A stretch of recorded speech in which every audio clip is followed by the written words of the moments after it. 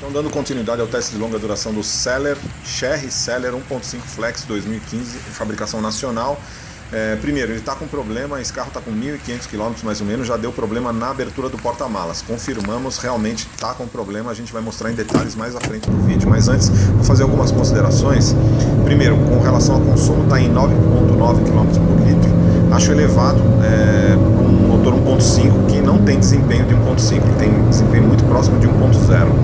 Então, o Golf 2.0 automático nesse mesmo percurso fazia 9,5, então estou achando o consumo alto. Vamos ver se melhora depois de 5.000 km. Outras considerações, a porta USB dele não lê arquivo nem do iPhone nem do Android, só de pendrive, então você tem que colocar a música no pendrive e ele lê.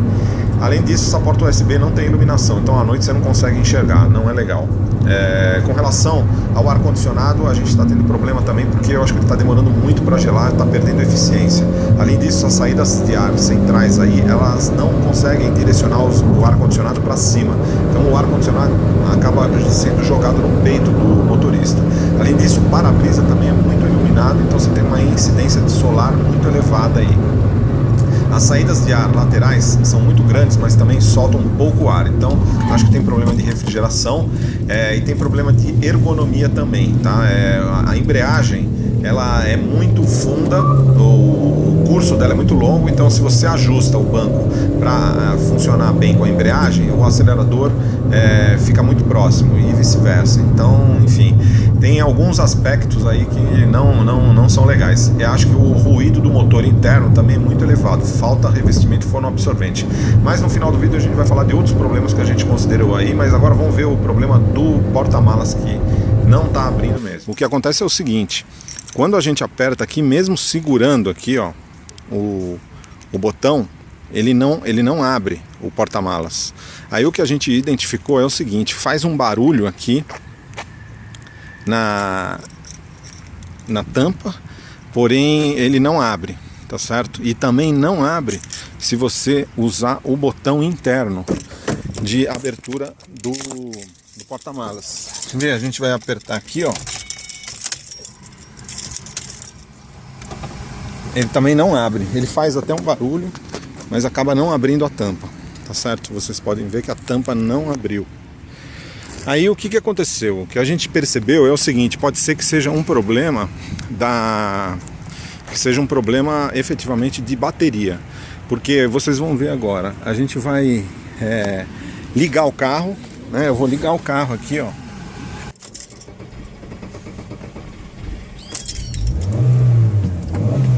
Tiver um problema para ligar aí, né? Isso aí também é uma outra coisa que está estranho nesse carro. Mas agora, ó, eu aperto o botão e ele abre, certo? Vocês vão ver aqui, ó, o botão tá aberto, a tampa do porta-malas também não abriu.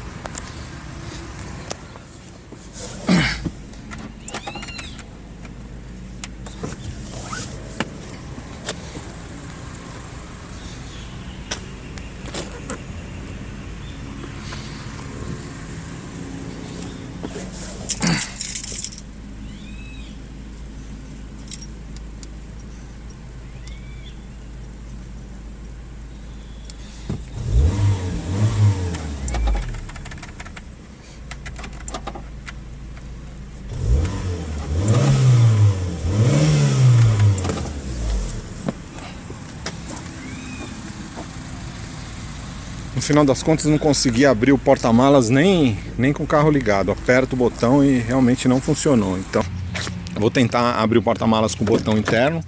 E eu acho que também... Vamos ver, vamos testar, ver se consegue aqui.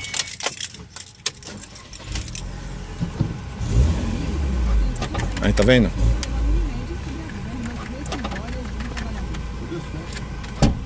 Agora abriu.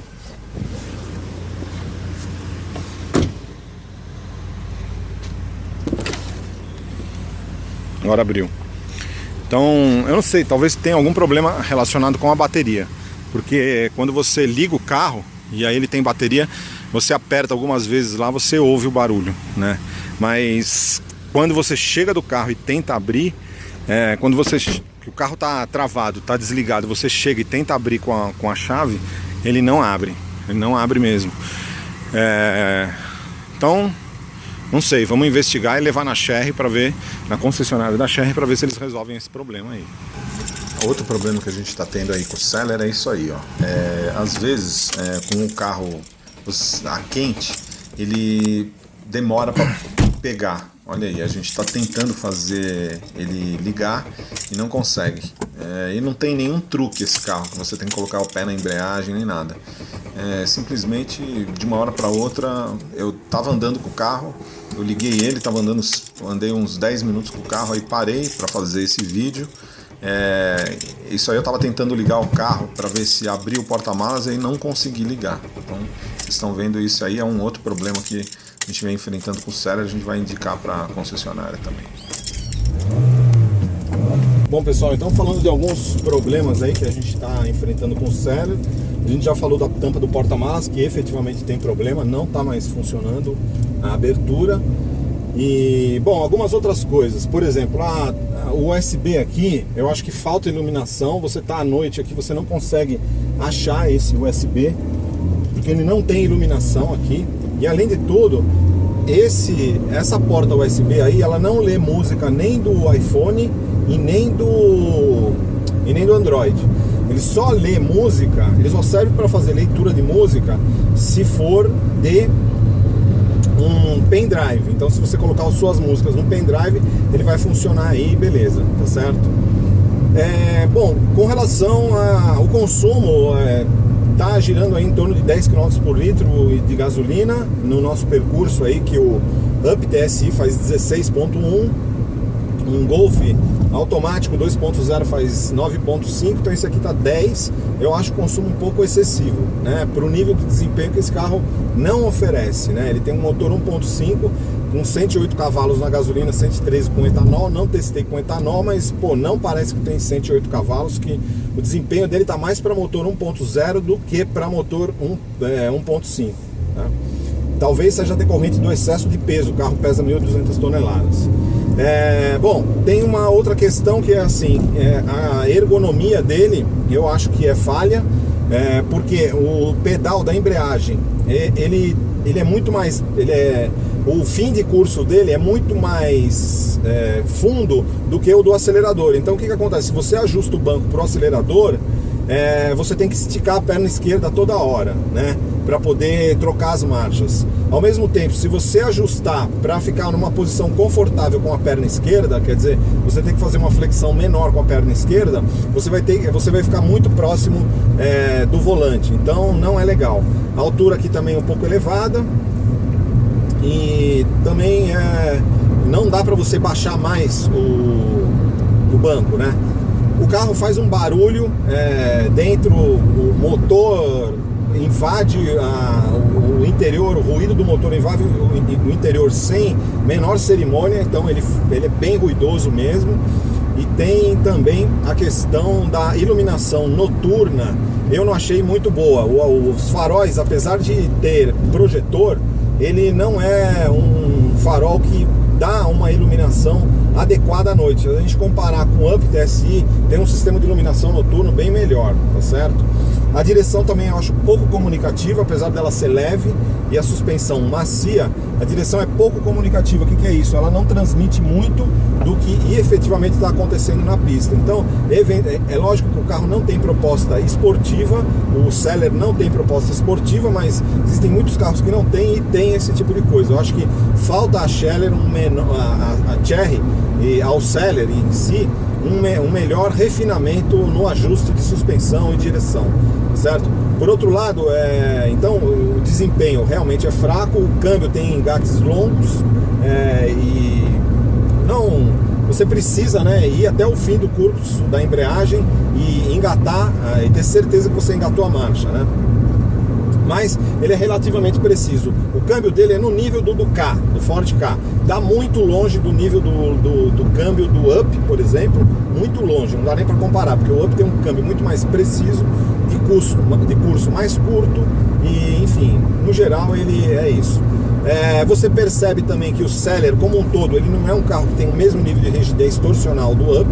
O Up tem mais rigidez torcional da carroceria. Você anda no Up e sente um carro mais justo como um todo, um carro mais monolítico, com todas as suas peças muito bem montadas, muito bem solidamente conectadas umas às outras. Você já não percebe isso no Celer, né? Então o Celer já não te transmite isso, então ele acaba não transmitindo mesmo a sensação de segurança do Up, né?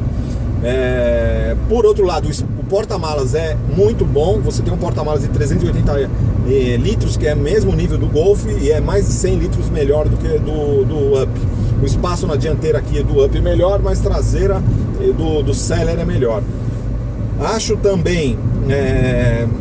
Bom, então, no geral, basicamente é isso. Eu acho que falta um pouco de refinamento ainda por esse carro chinês. Ele melhorou muito em relação ao Jaque, aos outros carros, é fabricado no Brasil, mas ainda falta refinamento, tá certo? Agora, se você colocar dentro do contexto de preço, esse carro aqui foi comprado por R$ 32.900, eu acho que aí sim você consegue ver benefício nesse carro, porque... se a gente, tudo bem que não é preço de tabela, o preço de tabela dele hoje é em torno de R$ 34.900, né? Mas nesse preço você só consegue pegar um Up, nem um Up 2 portas completo você consegue, então 1.0, né?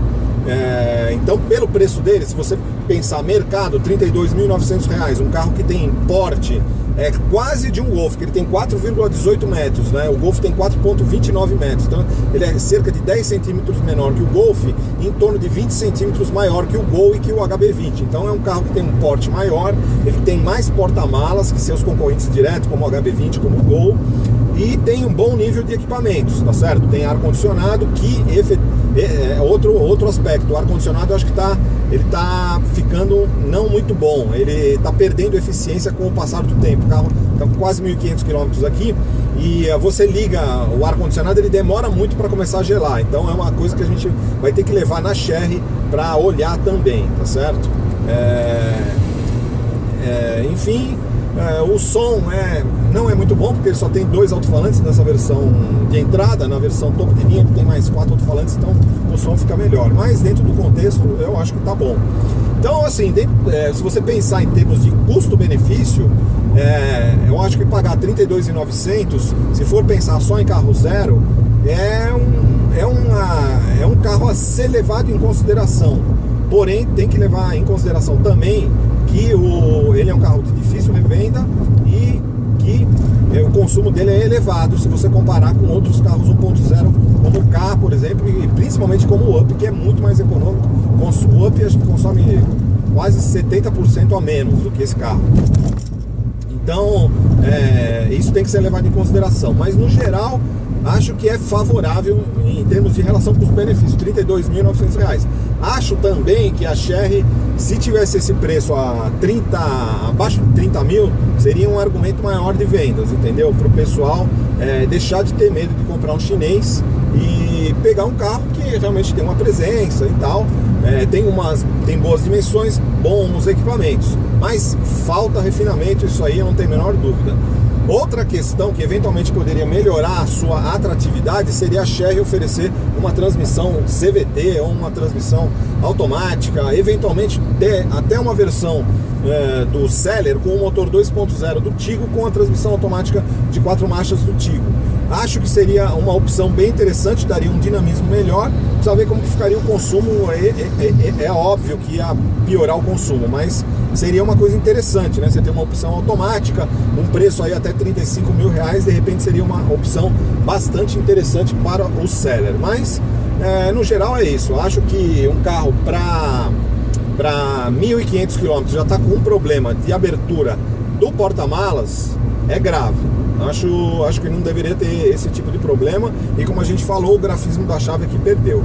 No mais são isso: condução extremamente genérica, suspensão macia e excesso de ruído interno, né? Claro, qualquer pessoa que anda no carro ouve o ruído, não ruído de peças soltas. Isso aí, na realidade, eu não posso falar, porque eu já passei em pisos de baixa qualidade, ele está com 1.500 km ainda e não tem peças, você não ouve peças soltas como a gente ouviu no K, por exemplo. Então, nessa parte de construção tá bom, mas eu acho que falta revestimento fonoabsorvente.